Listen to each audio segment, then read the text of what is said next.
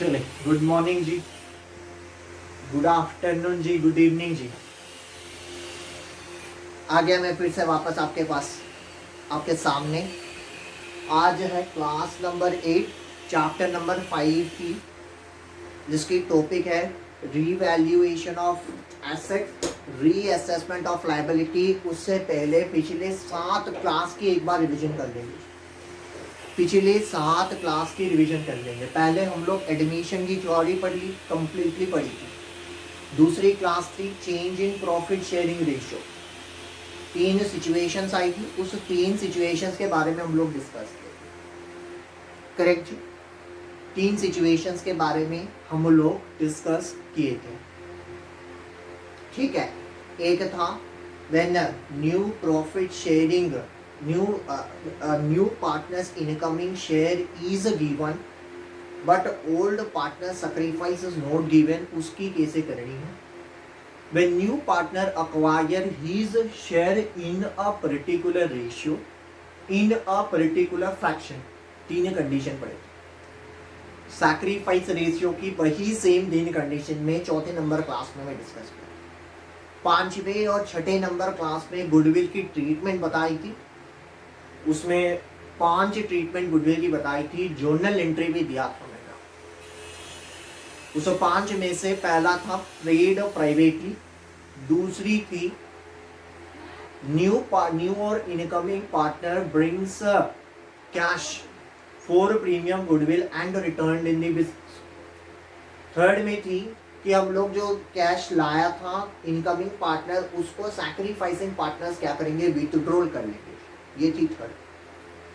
चौथा वाली क्या थी, चौथे पॉइंट क्या थी, चौथे पॉइंट थी when new or incoming partner brings in a kind other than cash, मतलब कैश में नहीं लाएगा, kind मतलब assets लाएगा।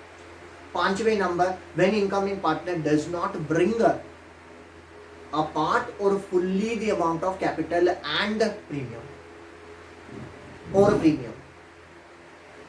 ठीक है, 5 कंडीशन। उसके साथ साथ हिडन गुडविल भी हम लोग किए थे, कैसे निकालनी है, total capital of the firm निकालनी है, उसमें से हम लोग को नेट वर्थ हटानी है, जितनी बचेगी वो बनेगी मेरी गुडविल। शेयर कैसी निकालनी है, उस नए पार्टनर की शेयर कैसे निकालनी है, उसकी ट्रीटमेंट करा। ओवरऑल हमारी 7 क्लास के अंदर या 7 वीडियोस के अंदर यही डिस्कशन है।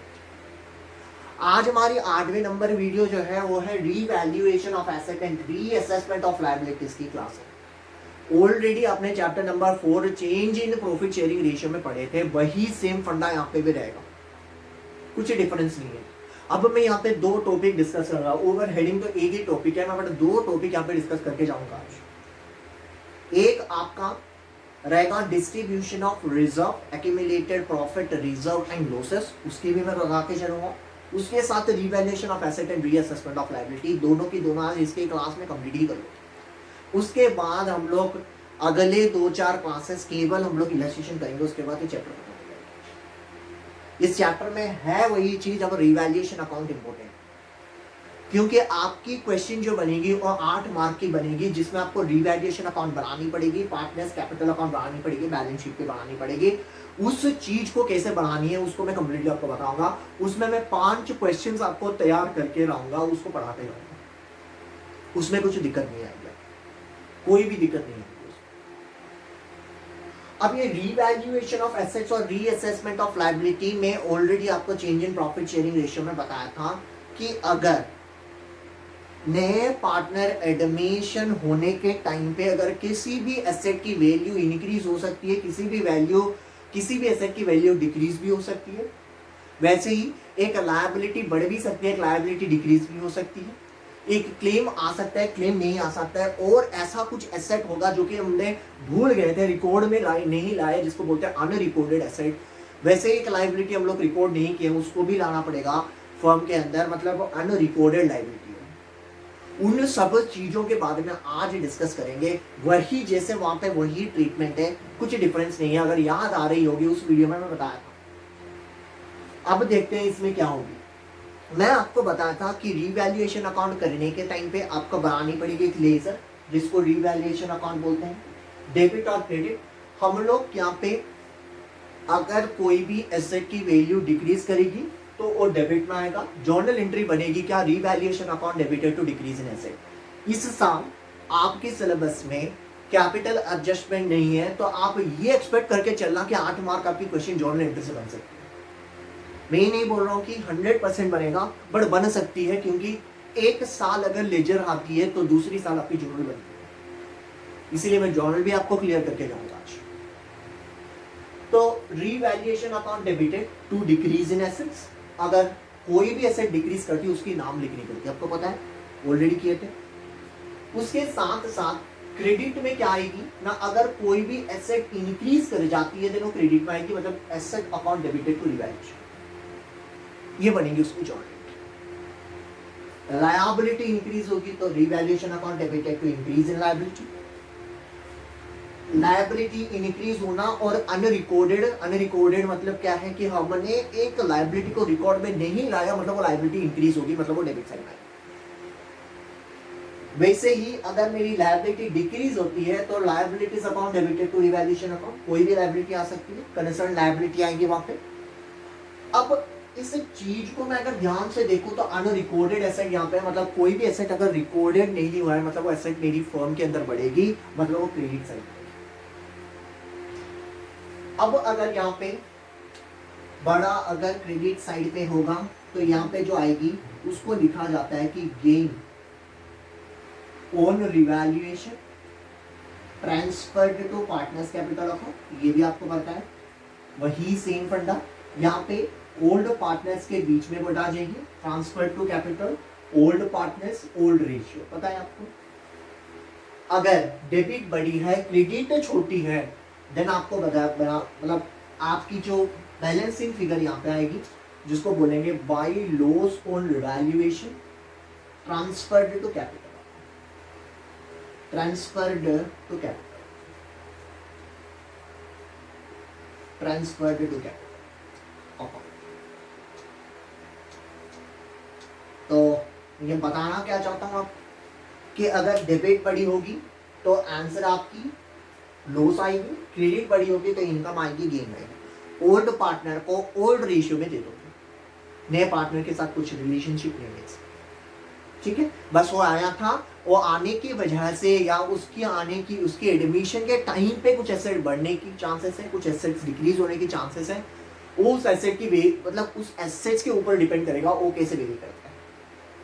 क्लियर है, क्लियर है, पक्का पक्का, श्योर जी। अब बढ़ते हैं आगे। अब मैं आपको एक सीधा बात बताना चाहता हूँ, रिजर्व, एक्यूमुलेटेड प्रॉफिट और लॉसेस, उन्हीं की ट्रीटमेंट में अब यहाँ पे दोबारा नहीं बताऊंगा। आप मेरी एक क्लास है change in profit sharing ratio की, वहां पे आप एक बार जाओ, वहां पे एक क्लास होगा treatment of reserve, accumulated profit and losses, उसको ध्यान से देख लेना। बस मैं एक बार रिवाइज कर लेता हूँ। उस क्लास में मैंने अच्छे से बताया हूँ, 45 मिनट्स की क्लास बनी है वहाँ पे। Investment fluctuation reserve, workman compensation reserve भी वहाँ पे समझाया, वही सेम ट्रीटमेंट यहाँ पे भी, कोई दिक्कत नहीं है, वही सेम ट्रीटमेंट यहाँ पे भी बनेगा। तो उस टॉपिक को मैं एक बार डिस्कस करूंगा, उससे पहले करना क्या है यहाँ पे मैं बस आपको एक बात बता देता हूँ, ठीक है। एक बात आपको बता देता हूँ, फर्क आप जो ट्रीटमेंट वहां पे होती थी वही सेम ट्रीटमेंट यहाँ पे भी होगा, कुछ दिक्कत नहीं है। मैं आपको बस एक पहला एंट्री ही बता दूंगा, उससे काम खत्म हो जाएगी। मैं ऊपर हेडिंग भी यहाँ पे दे देता हूँ, treatment of reserve, treatment of reserve, accumulated profit and losses, comma accumulated P&L, ठीक है। बनेगी कैसे यहाँ पे ट्रीटमेंट, पहला तो आपकी प्रॉफिट एंड लॉस अकाउंट, ठीक है। अगर वो लिखा होगा क्रेडिट देन यहाँ पे आ जाएगी डेबिट। जनरल रिजर्व मतलब liability side of the balance sheet में अगर कोई भी प्रॉफिट एंड लॉस होगी, general reserve account debited, WCR मतलब workman compensation reserve account debited, IFR investment fluctuation reserve account debited, ठीक है। उसके साथ साथ, ठीक है, उसको करना क्या है, ओल्ड पार्टनर्स के बीच में बढ़ देनी है, बस खत्म। ओल्ड पार्टनर्स कैपिटल अकाउंट, इन दोनों को मैं मार्क करता हूं, इन दोनों की स्पेशल ट्रीटमेंट्स होती हैं। स्पेशल ट्रीटमेंट्स की क्लास ऑलरेडी है, एक बार जाके आप देख लो, एक बार जाके आप देख लो। स्पेशल ट्रीटमेंट बेसिक को वैसे ही रहेगा, कुछ डिफरेंस नहीं है। ये बनेगी प्रॉफिट की टाइम पे, लॉस के टाइम पे कैसे बनेगी, उल्टी हो जाएगी एंट्री। लॉस के टाइम पे ये eight the time of profit, मैं यहाँ पे लिख दे रहा हूँ eight the time of profit, sorry यहाँ पे नहीं दिख रहा होगा आपको, eight the time, eight the time of profit. यहाँ पे नीचे लिख दे रहा हूँ, मेरा थोड़ा स्पेस कम है, सॉरी जी, खराब मत सोचना, बट एडजस्ट कर लेना। At the time of loss, loss के टाइम पे बनेगी क्या, old partners capital account debited. और ये जो लॉस है ये आपकी asset side of the balance sheet में दिया होगा before admission of the partner to profit and loss account. ठीक है, यहाँ पे मैं लिख दे रहा हूँ लॉस, यहाँ पे लिख दे रहा हूँ प्रॉफिट। ठीक है, ये आपको पता है क्रेडिट बैलेंस, लायबिलिटी साइड, ये लॉस है, आपको पता है डेबिट बैलेंस, और ऐसे साइड में रहेगा। उसके साथ साथ और एक एक्सपेंस मतलब रहेगा जो कि एडवर्टाइजमेंट सस्पेंस। यहाँ पे आपको बस ये पहले दोनों एंट्रीज बता दे रहा हूँ, स्पेशल ट्रीटमेंट वालों की बताऊंगा नहीं, आप जाके एक बार दोबारा से क्लास चेक कर लें। तो खत्म।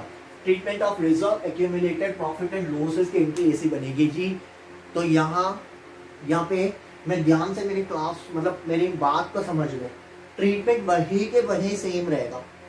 एडमिशन चाहे हो, change in profit sharing ratio, ठीक है, रिटायरमेंट के टाइम पे क्या होगी, डेथ के टाइम पे क्या होगी, डिसॉल्यूशन के टाइम पे क्या होगी, उसके बारे में आप अभी मत चिंता करो, जब उसकी क्लास आएगी बताओ। Profit and loss account debited, general reserve account debited, workman compensation reserve account debited, investment fluctuation reserve account debited to old partners capital account, old ratio, ABC old ratio, जितनी अमाउंट होगी उसको बस डाल देते हैं। ये इंडिविजुअल भी हो सकती है, profit and loss account debited old partner general reserve नहीं दिया होगा, वर्कमैन कंपेंसेशन रिजर्व है तो आपको क्लेम देखना पड़ेगा कि क्लेम कितनी है, उसकी स्पेशल ट्रीटमेंट्स मैंने ऑलरेडी एक वीडियो में दे दिया हूं, दोबारा से बोल रहा हूं स्पेशल ट्रीटमेंट का जाके वीडियो में देखते हैं। ठीक है, मैं उसको रिवाइज नहीं करवा रहा हूँ क्योंकि टाइम शॉर्ट है हमारे पास, हम लोग को कोर्स कंप्लीट भी करनी है, उसके साथ साथ आपको रिविजन भी करवानी है। तो यहाँ आप पूरे के पूरे मैंने खत्म कर दिया, बट अब बाकी आपको मैं एक इलस्ट्रेशन दिखा के ही जाऊंगा रिवैल्यूएशन का, उसके बाद जाके खत्म हो जाएगा आज की क्लास। तो चलिए पहले इलस्ट्रेशन देखते हैं। ये इलस्ट्रेशन में खाली जर्नल एंट्री हम लोग को पास करनी है विद वर्किंग नोट, ठीक है। तो ये जो इलस्ट्रेशन बनेगी यहाँ पे केवल मैं जर्नल एंट्री पास करूंगा, तो आपकी नोटबुक में ना आप काइंडली इस चीज को, तो मैं मेरे को लग रहा है कि आप नोट किए होंगे, अभी मैं टाइम नहीं दिया हूँ सॉरी, ठीक है। इस चीज को आप नोट कर पाओगे, जब मैं मतलब स्लाइड स्टार्ट करूंगा मैं बता दूंगा कि उसको पूरा फ्रंट में रखने के लिए जब क्लास चलेगी, ठीक है, मैं उसका फोटो कॉपी दे दूंगा फ्रंट में, ठीक है। उस फ्रंट को पहले लिख लेना कॉपी में, उसके बाद क्लास देखेंगे, ठीक है। चलो एक बार ना यहाँ पे फॉर्मेट बनाओ, जो जर्नल की एक फॉर्मेट बनेगी यहाँ पे आपकी credit debit journal folio ledger folio, ठीक है। उसके बाद यहाँ पे ये डेट, यहाँ पे पर्टिकुलर्स, ठीक है। ये बनी जर्नल की पूरी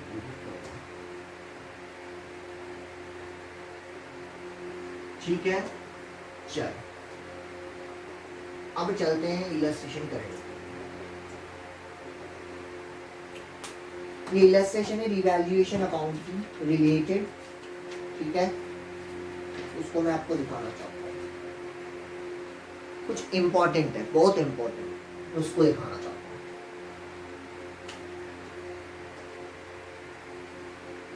चलो जी, यहाँ पे शायद बहुत कम डेट्स मिलेंगे, बट यहाँ पे सीरियल नंबर दिया है, बोल रहा है कि जेड एडमिशन मतलब जेड एडमिटेड हुआ है, जर्नल ऑफ XY हुआ sharing profits in the ratio of 2:3, journal बनाने के लिए बोल रहा है X और Y। बोल रहा है कि एक कंडीशन दिया है। नंबर 1 पहला कंडीशन दिया है, the value of furniture is to be increased by 10 whereas book value of furniture is 50,000। मैं आपको दो वर्ड की बात बताऊंगा जी, दो वर्ड के बीच में कंफ्यूजन करने वाला। इन दो वर्ड बहुत इंपॉर्टेंट है जब रिवैल्यूएशन अकाउंट बनाओ। बस दो वर्ड की कंफ्यूजन पहले आपको दूर करना था। पहला है बाई, दूसरा है टू। मैं इन दोनों की डिफरेंस बताऊंगा अकाउंट्स में कैसे करेंगे, बस उसको ध्यान से सुनना चाहिए। अब मैं पहला कंडीशन जो है उसमें बाई 10,000 लिखा है, मतलब बोलना क्या चाह रहा है कि फर्नीचर की वैल्यू बढ़ी है कितनी, 10,000 से। ध्यान से सुनना चाहिए। 50,000 मेरी फर्नीचर थी, दाम बढ़ी है, मतलब बुक वैल्यू बढ़ी है कितनी ना, 10,000 से।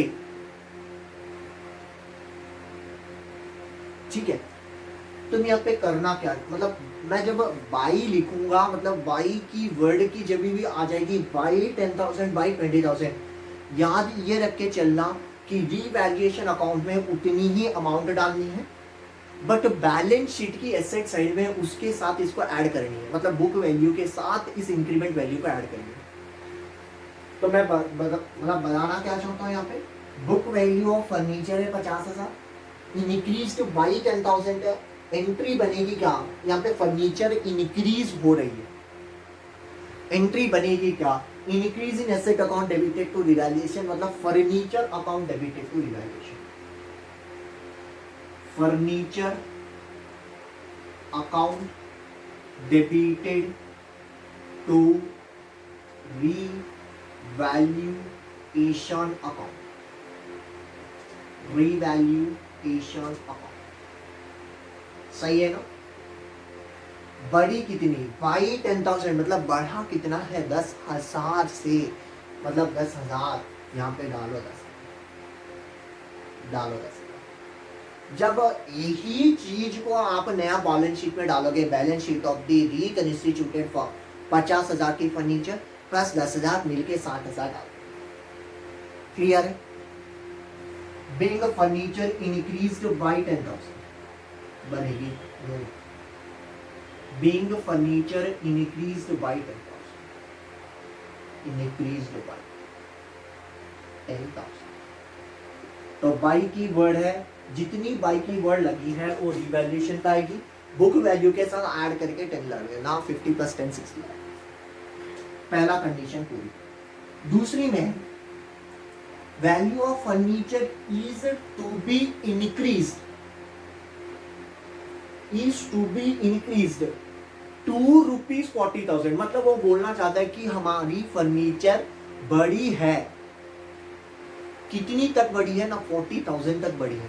बुक वैल्यू कितनी है, 20,000 है, पूरे के पूरे फर्नीचर बड़ी कितनी है, 40,000 है, मतलब यहाँ पे बढ़त कितनी हुई, 40 - 20, मतलब मेरी इंक्रीज हुई है 20।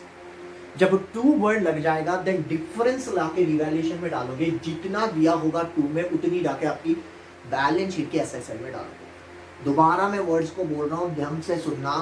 बता क्या रहा है कि furniture is to be increased ₹40,000, तो ₹40,000 बोल रहा है, मतलब क्या है कि फर्नीचर बढ़ा है 40,000 को, 20,000 की फर्नीचर बढ़ के जाके 40,000 हो गई।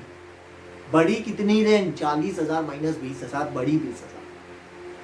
पहले केस में क्या था, फर्नीचर बढ़ी कितनी ना, 10,000 से।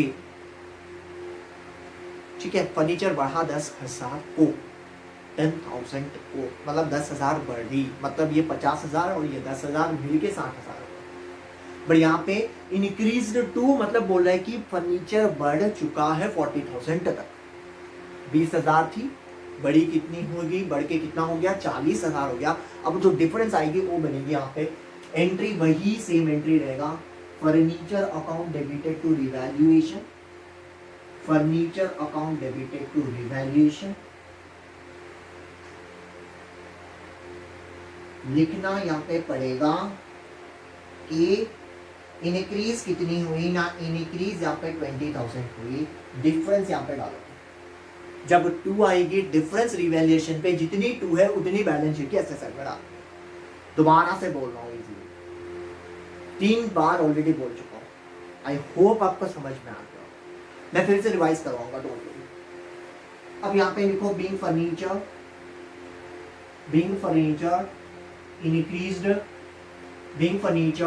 increased to rupees 40,000, 40,000 तक बढ़ेगा। मैं यहाँ पे 2 लिखा हूँ, यहाँ पे बाई लिखा हूँ, डिफरेंस समझना। जब मैं बाई बोल रहा हूँ मतलब उतनी तक बढ़ी है, मतलब उतना बड़ा है, सॉरी उतनी तक नहीं, उतना बड़ा है। बट मैं जब 240,000 बोल रहा हूँ, मैं बोल रहा हूँ कि उतना तक बढ़ चुका है, तो डिफरेंस निकाल के यहाँ पे डालूंगा।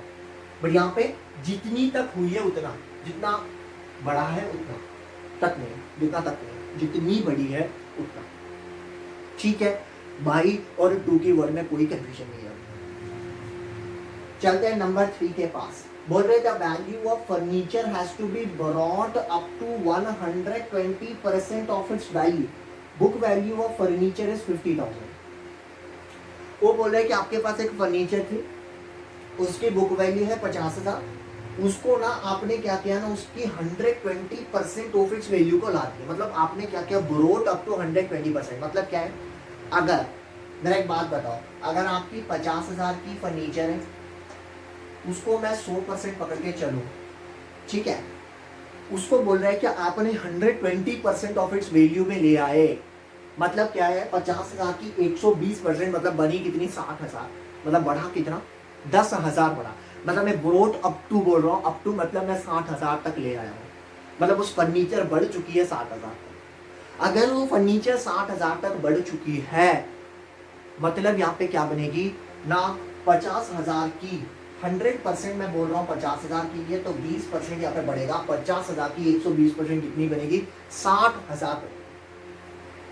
बट बढ़ा कितना, 20% की बढ़त बढ़ी है, तो कितनी होगी ना, फर्नीचर अकाउंट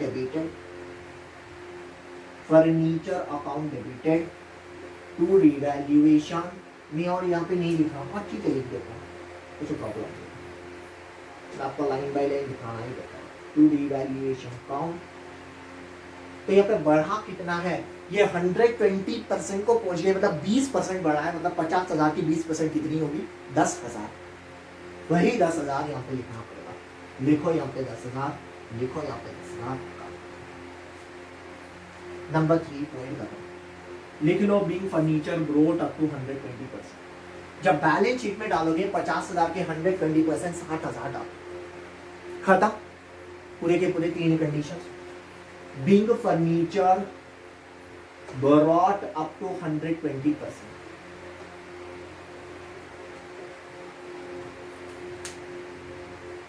समझ में आ गया, by 10,000 to 40,000 brought up to 120%, तीन कंडीशंस क्लियर। बाई मतलब जितना बढ़ा है उतनी अमाउंट, टू मतलब जितनी तक बढ़ी है उसकी डिफरेंस। ब्रोट अप टू 120%, 100% की थी, अब 20% बढ़ गई, वो जो 20% की डिफरेंस है वो डाल। क्लियर। चौथे नंबर पॉइंट बोल रहे हैं stock is under valued. Stock is under valued bye 10%। ठीक है। दूसरा है stock is over valued bye 10%। अब ध्यान से सुनना, ये 2 पॉइंट इंपॉर्टेंट है। पहले 2 पॉइंट को मैं मिटा दे रहा हूं, कॉपी में एक बार फटाफट से लिख लेना। फर्नीचर टू रिवैल्यूएशन, फर्नीचर मैं आप कभी भी मिला के कभी नहीं करनी है, मैं जैसे किया हूं वैसे करेंगे। मिटा रहा हूं जी पहला वाला मेरे को, मैं बस मिटा रहा हूं। मैं बोलना क्या चाहता हूं वो यहाँ पे समझना। मेरा क्वेश्चन बोल रहा है कि हमारी स्टॉक है, उसकी बुक वैल्यू 18,000 है, उसको ना अंडर वैल्यूएशन कर रहा हूं। उसको मैं क्या कर रहा हूं, अंडर वैल्यूएशन कर रहा हूं। ठीक है। अगर मैं उसको अंडर वैल्यूएशन कर ही रहा हूं, मतलब क्या कर रहा हूं, यहां पे ध्यान से समझो। मेरी स्टॉक 18,000 है, ठीक है। ये 18,000 मैं ये मान के चलूंगा कि 18,000 मेरी 100% के लिए है। ध्यान से सुनिए जी मैं क्या बोल रहा हूं। ये जो 18,000 है ये मेरी 100% के लिए है क्या? नहीं, नहीं, अंडर वैल्यूड बाई 10,000, मतलब अंडर वैल्यूड बाई 10% बोल रहा है, जिसकी स्टॉक है मेरी बुक वैल्यू 18 का। अगर मेरी स्टॉक की वैल्यू 18,000 है, ध्यान से सुनिए, अगर मेरी स्टॉक की वैल्यू 18,000 है, ठीक है, अंडर वैल्यूएशन कितनी परसेंट से हुई? 10% से हुई है, हाँ या नहीं? ध्यान से सुनो, अंडर वैल्यूएशन हुई मतलब स्टॉक कम गई, कितनी परसेंट? 10%। अगर यही अमाउंट 90% के लिए है तो 100% के लिए मेरी अमाउंट कितनी बनेगी? ये 90% कैसे हुआ सर, हमको बताइए। क्यों? क्योंकि क्वेश्चन में ही बोल रहा है ये जो स्टॉक की वैल्यू ने हम लोग दिया है आपको बुक वैल्यू, वो 90% के लिए, 100% के लिए नहीं है, क्योंकि अंडर वैल्यू है। अगर अंडर वैल्यू है तो अब देखो 18,000 बाई 90, मतलब 90 से करने से कितनी बनेगी यहाँ पे? 9 में 2 बनेगी 200, तो आंसर आ जाएगी आपकी 20। मतलब 100% के लिए आपकी स्टॉक कितनी है, होना कितनी चाहिए? 20,000। ये सब नो।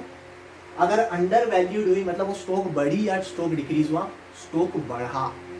ध्यान से सुनो, 18,000 की वैल्यू थी, अंडर वैल्यूएशन की एंट्री किया, मतलब 90 के लिए निकाला, क्योंकि 100 माइनस 10 है, 90 के लिए मेरे को दिया है, 100 के लिए कितनी होगी ना? 20,000, मतलब स्टॉक यहाँ पे बढ़ा। अंडर वैल्यूएशन मतलब क्या है कि वैल्यू को मैं अंडर राइट कर रहा हूं, मतलब मैं कम दिखा रहा हूं, मेरी स्टॉक जो है वो बढ़ेगी, बुक्स ऑफ अकाउंट्स, मतलब बुक वैल्यू बढ़ेगी, वेयरएज मेरी नॉर्मल स्टॉक की वैल्यू जो है वो डिक्रीज हो जाएगी।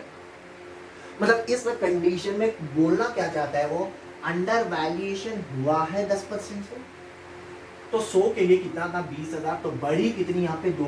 2,000, तो वही 2,000 की जर्नल एंट्री यहाँ पे बनेगी, जिसकी एंट्री हम लोग लिखेंगे क्या ना? Increase in asset account debited to revaluation account, मतलब stock account debited, stock account debited to revaluation account. यहाँ पे कितनी डालूंगा मैं? पूरे के पूरे बनेगा वही 20,000 से 18,000, मतलब 18,000 की बुक वैल्यू कब थी? जब 10% के अंडर वैल्यूएशन होगा, सॉरी जब 100% की वैल्यू थी, ठीक है। अब यहाँ पे कितनी होगी? यहाँ पे 2,000 आ जाएगा, यहाँ पे भी 2,000 की इंक्रीज। क्लियर है बात? बात पक्का पक्का पक्का क्लियर है, ठीक है। मतलब अंडर वैल्यूड बाई 10% बोल रहा है, 10% से अंडर वैल्यूएशन, ठीक है। Stock is over valued by 10%, वो उल्टा कंडीशन है। बाई 10% ओवर वैल्यूड है, मतलब क्या है? नीचे बेस 110 बन जाएगा, जहां पे बेस 90 बनी थी वहां पे बेस 110 बन जाएगा। क्यों? क्योंकि ओवर वैल्यूएशन हुआ है। मेरी ओरिजिनल स्टॉक बुक वैल्यू कितनी है? 22,000 है, ये सर नो। अच्छा, उस 22,000 कितनी के लिए है? 110 के लिए है, 100 के लिए कितनी है मेरे को निकाल दो। ये जो 22,000 है ये 110 के लिए है, क्योंकि ओवर वैल्यूएशन इसी में है, इंटू 100 कर लूँ तो कितनी बनेगी? यहाँ पे काट लो 11, मतलब 200, वही 20,000 आएगा। मतलब यहाँ पे स्टॉक क्या बन रही है? डिक्रीज हो जाएगा, एंट्री रिवर्स हो जाएगा, revaluation account debited to stock. मतलब under valuation over valuation condition समझो। 18,000 है 90 के लिए, तो 100 के लिए कितनी है? 22,000 110 के लिए है, तो 100 के लिए कितनी? ठीक है। अंडर वैल्यूएशन मतलब 100 माइनस नहीं, मतलब 100 माइनस 10 करनी पड़ेगी, उसकी टोटल वैल्यू तो दिया है मेरे को। जब मैं मिटा रहा हूं फिर से, अब यहाँ पे लिखो बीइंग स्टॉक अंडर वैल्यू और being increased in value of stock, being increased in value of stock, खत्म। यहाँ पे वही सेम चीज को मिटा के दोबारा से लिख लें, क्या लिख लें? Revaluation account debited to stock, बनेगी क्या यहाँ पे, revaluation account debited to stock, revaluation account debited to stock, खत्म। यहाँ पे भी वही 2000 आएगा क्योंकि 22,000 की डिक्रीज हो गया, 20,000 हो गया, ठीक है, खत्म। वही लिख लेना, by being decrease in value of stock, ठीक है, और मैं नहीं लिख रहा हूँ। हाँ, अब यहाँ पे देखो, बनी नंबर 5, अब आएगी नंबर 6। नंबर 6 क्या बोल रही है, market value of stock is 25 whereas book value of stock is 23। मतलब क्या है यहाँ पे, मतलब क्या है, बोल रहे कि मार्केट वैल्यू जो है आपकी स्टॉक की वो बनी 25, बुक वैल्यू ऑफ स्टॉक आपकी कितनी बनी ना, बुक वैल्यू ऑफ स्टॉक आपकी है 20। ठीक है, कुछ प्रॉब्लम नहीं है, यहाँ पे हम लोग आराम से कर लेंगे, डिक्रीज हो गई है, करेक्ट। मार्केट वैल्यू 25,000 है, बुक वैल्यू में 20,000 है, मतलब यहाँ पे इंक्रीज हो गई, ठीक है। तो मैं करूंगा क्या, same stock to revaluation, correct, उसको डाल दूंगा 5,000, इसको करना नहीं पड़ेगा, स्टॉक टू रिवैल्यूएशन बनेगी, छठा एंट्री वही 5,000 लिख लो। नंबर 7 को आ जाओ, machinery value is taken over by x for 80,000, book value of machinery is 1260। यहाँ पे समझने की बात, बोल रहे कि एक्स आपकी पार्टनर है, उसने क्या किया ना, मशीनरी ले गया फॉर 80,000 जिसकी बुक वैल्यू है 60,000, उसने तो ले गया, उसने जो ले गया, अब 60,000 की चीज 80,000 में ले गया, मतलब 20,000 उस मशीनरी की कॉस्ट बढ़ गई, मतलब क्या बढ़ गई, बुक वैल्यू बढ़ गई, वैल्यू बढ़ गई। अब वो डिफरेंस दिखानी पड़ेगी, मतलब वो इंक्रीज हुई एसेट। चलो अब डालो, 7वें नंबर में यहाँ पे लिख रहा हूँ, तो 7वें नंबर में आएगा machinery account debited, machinery account debited to revaluation बना, गेम खत्म यहाँ पे, ठीक है। वो मशीनरी तो एक्स ले गया, वो अलग है, पार्टनर्स कैपिटल अकाउंट में आ जाएगा और बैलेंस शीट में नहीं आएगी, बट बड़ी तो वैल्यू कितनी बड़ी, 20,000 बड़ी शायद। हाँ, एक जर्नल एंट्री बनेगी। दूसरी एंट्री यहाँ पे क्या बनेगा, ये जो मशीनरी है ये और हमारी फर्म के अंदर नहीं रही, इसको एक्स ने ले गया, एक्स यहाँ पे क्या बना, रिसीवर बना, तो एक्स कैपिटल अकाउंट डेबिटेड, नीचे ये एंट्री भी करना कंपलसरी है, X capital account debited to machine, क्योंकि मशीनरी पूरी की पूरे एक्स के खाते में चली गई, तो यहाँ पे बनेगी शायद 80,000, ये भी बनेगी 80,000, क्योंकि उसने 80,000 को ले, ठीक है। करता हूँ, काम करता हूँ, दोनों एंट्री। यहाँ पे पहला होगा being increase in machinery, increase in value of machinery, being machinery taken by x, being increase in value of machinery, being machinery taken by x, ठीक है, 2 पॉइंट क्लियर है। नंबर 7 में और भी बढ़िया पॉइंट है, सॉरी नंबर 8, नंबर 7 तो already discuss कर चुके हैं, नंबर 8 में ना और भी बढ़िया पॉइंट है, यहाँ पे और सुनना पड़ेगा आपको ध्यान से। नंबर 8 में आपको अच्छी पॉइंट मिल जाएगी, उसको सुनना पड़ेगा, मैं फटाफट से निकाल रहा हूँ।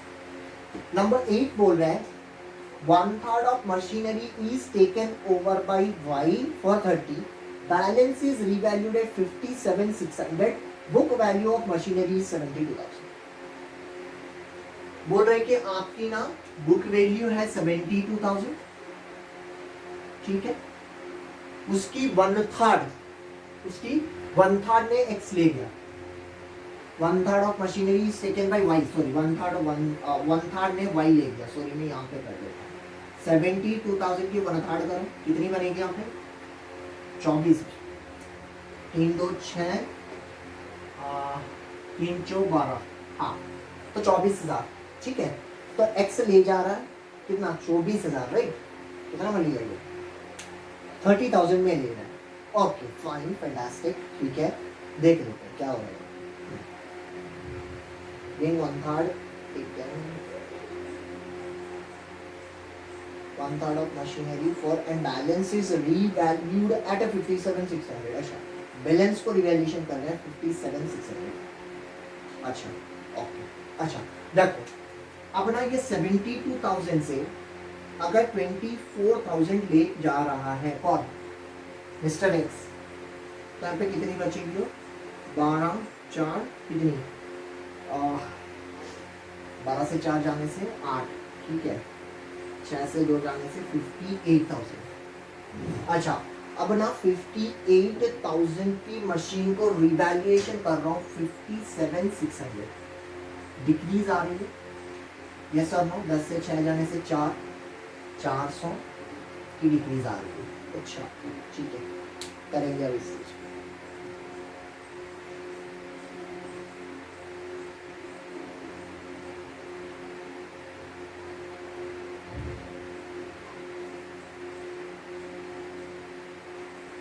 Okay done.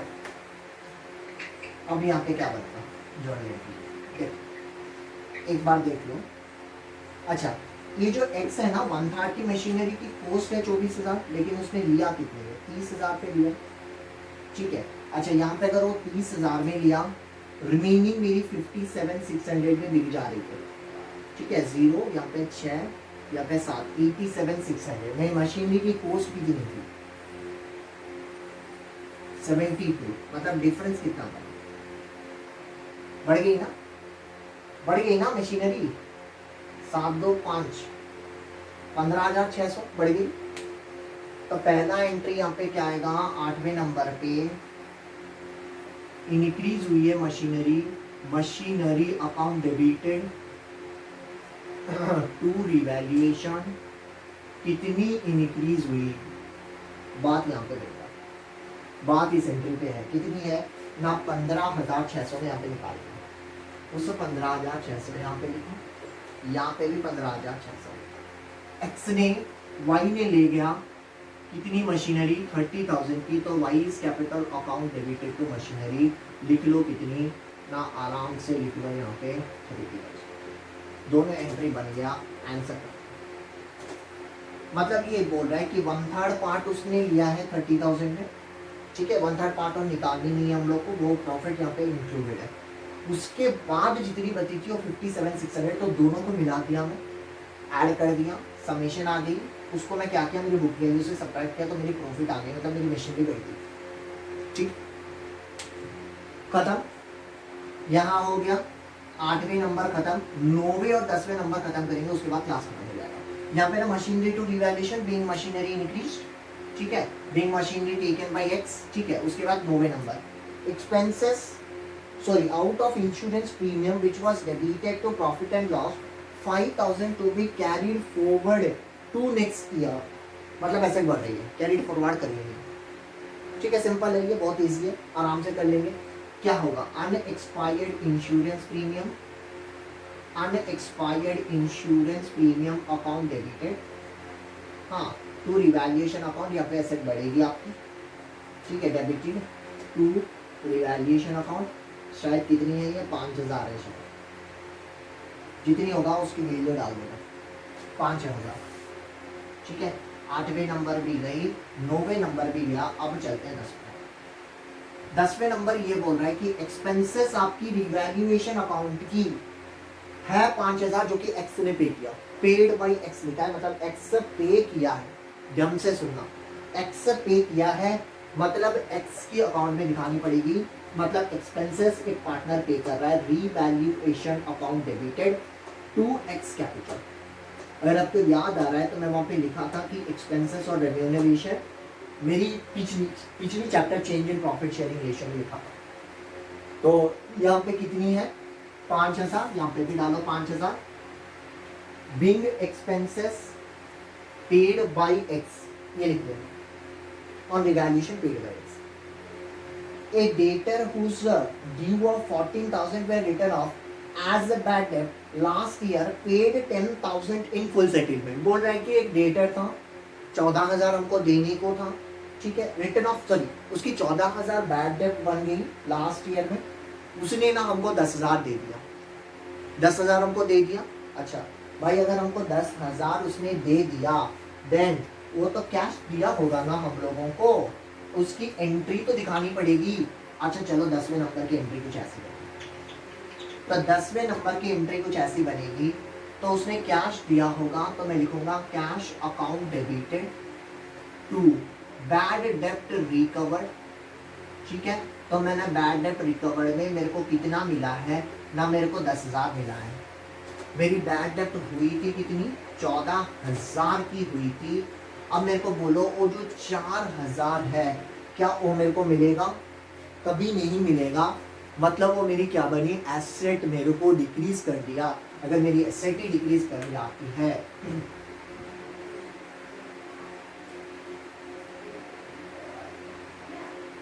हाँ सॉरी, मेरा 14,000, सॉरी मैं आपको एक गलत हो गया देखो, मतलब ये 14,000 की बैड डेप्ट मैं सोचा कभी आएगा ही नहीं, अब आ तो गया ना, मतलब मेरी एसेट एक बढ़ गई ना कैश के हिसाब से। तो मैं यहाँ पे लिखाऊंगा बैड डेप्ट रिकवर्ड अकाउंट डेबिटेड, बैड डेप्ट रिकवर्ड अकाउंट डेबिटेड, ठीक है, to revaluation account 10, to revaluation account 10। यहाँ कंप्लीट हो गई पूरी की पूरी जर्नल, और ये सारे के सारे जर्नल इंपॉर्टेंट है, पहले नंबर से लेके 10वें नंबर जर्नल तक सब इंपॉर्टेंट है।